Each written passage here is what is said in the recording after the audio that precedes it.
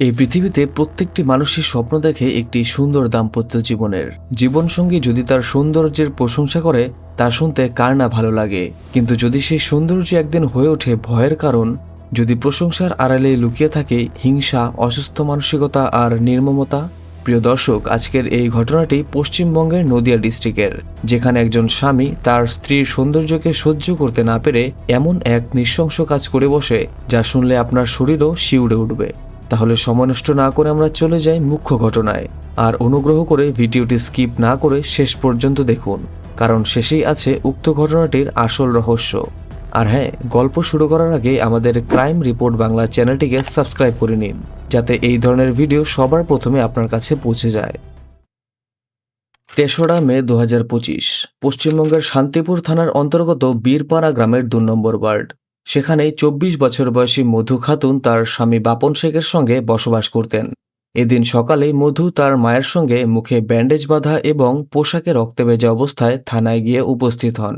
তার এই অবস্থা দেখে পুলিশ প্রথমে ভেবেছিল হয়তো কোনো দুর্ঘটনা হবে হয়তো, কিন্তু মধুর মুখ থেকে বেরিয়ে আসা কথা শুনে সবাই স্তব্ধ হয়ে যায়। এরপর পুলিশের কাছে দেওয়া বয়ানে মধু জানান তার স্বামী বাপন শেখ একটি প্রাইভেট কোম্পানিতে কাজ করতেন। প্রতিদিনের মতো সেদিনও তিনি রাতে বাড়ি ফেরেন। তারপর রাতে খাওয়ার সময় স্ত্রীর সৌন্দর্যের প্রশংসা করে বলেন, তুমি খুব সুন্দর, তোমার নাকটা আমার খুব পছন্দ, এতটাই পছন্দ যে খেয়ে ফেলতে ইচ্ছা করে। শুনতে হয়তো মজার ঠাট্টা মনে হতে পারে, কিন্তু এরপরেই তিনি বলেন, তোমার এই সুন্দর মুখটা নষ্ট করে দিতে ইচ্ছা করে, যাতে আর কেউই তোমার দিকে তাকাতে না পারে।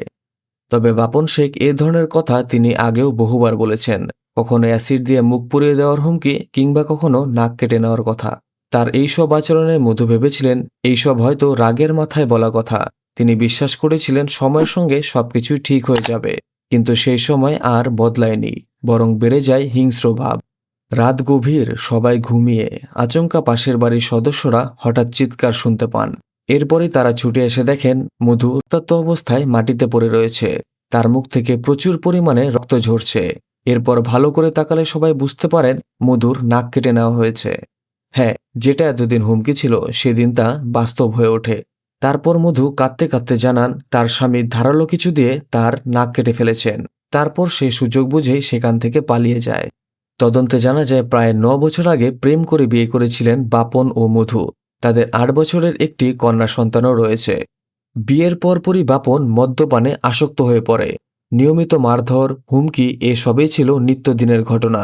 তবুও মধু সবকিছুই সহ্য করতেন, কারণ তিনি বিশ্বাস করতেন একদিন তার স্বামী অবশ্যই বদলাবেন। মেয়ের ভবিষ্যতের কথা ভেবে তিনি চুপ থেকেছেন বছরের পর বছর, কিন্তু সেই নীরব সহ্যই শেষ পর্যন্ত তাকে ভয়ঙ্কর মূল্য দিতে বাধ্য করল। এরপর পুলিশ দ্রুত বাপন শেখকে গ্রেপ্তার করে। তার বিরুদ্ধে ভারতীয় দণ্ডবিধির ৩২৬ এবং ৪৯৮ ধারায় মামলা দায়ের করা হয়। অন্যদিকে চিকিৎসকেরা জানান যদি কাটা অংশ দ্রুত উদ্ধার করা যেত এবং সময়মতো অস্ত্রোপচার হতো, তাহলে হয়তো নাকটি পুনরায় জোড়া লাগানো সম্ভব ছিল, কিন্তু অভিযুক্ত সেই অংশটিকেও নষ্ট করে ফেলায় তা আর সম্ভব হয়নি। চিকিৎসকদের মতে ভবিষ্যতে নাক পুনর্গঠনের জন্য অস্ত্রোপচার করা যেতে পারে, তবে তার খরচ প্রায় ৫ থেকে ৭ লক্ষ টাকা, যেটা মধুর পরিবারের পক্ষে এই ব্যয় বহন করা একেবারে অসম্ভব ছিল। এই ঘটনার খবর ছড়িয়ে পড়তে কয়েকটি স্বেচ্ছাসেবী সংস্থা এগিয়ে আসে। তারা মধুর নাক পুনর্গঠনের জন্য ক্রাউড ফান্ডিং শুরু করেছে, তবে ধীরে ধীরে অর্থ সংগ্রহ চলছে। আশা করা হচ্ছে শীঘ্রই তার চিকিৎসা সম্ভব হবে। এই ঘটনা শুধু একটি পরিবারের নয়, এটি আমাদের সমাজের প্রতিচ্ছবি। আচ্ছা বলুন তো, সৌন্দর্য কি কখনো অপরাধ হতে পারে? অথবা হিংসা আর সন্দেহ কি একজন মানুষকে এতটাই অমানবিক করে তুলতে পারে? সঠিক সময়ে সঠিকভাবে চিকিৎসা করার ফলে মধু খাতুন আজও বেঁচে আছেন, শারীরিক ও মানসিক ক্ষত নিয়ে। কিন্তু তার গল্প আমাদের জন্য এক সতর্কবার্তা। তাহলে দর্শক, এই বিষয়ে আপনার কি মতামত রয়েছে? এমন নৃশংসতার উপযুক্ত শাস্তি কি হওয়া উচিত, আর সমাজ কিভাবেই বা এই ধরনের অপরাধকে রোধ করতে পারবে? আমাদের ভিডিওটি আপনার ভালো লেগে থাকলে অবশ্যই লাইক, শেয়ার করে আমাদের ক্রাইম রিপোর্ট বাংলা চ্যানেলটিকে সাবস্ক্রাইব করুন।